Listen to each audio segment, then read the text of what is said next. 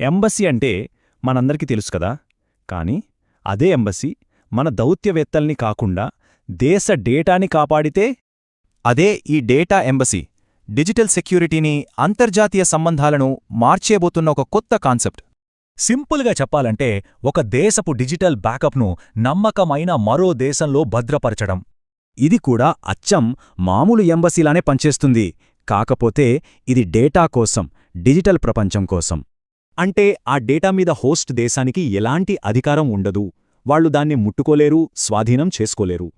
మరి దీని అసలు లక్ష్యం ఏంటంటే, సొంత దేశంలో ఏం జరిగినా ప్రభుత్వ సేవలు ఆగకుండా చూడటం.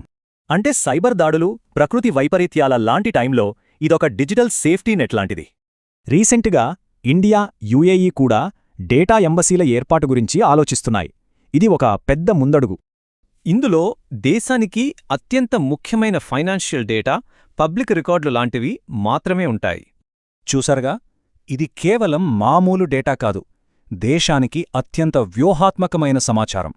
ఇండియాకి ఇది కొత్త అయినా ప్రపంచంలో ఎస్టోనియా, మొనాకో లాంటి దేశాలు ఆల్రెడీ దీన్ని మొదలుపెట్టాయి.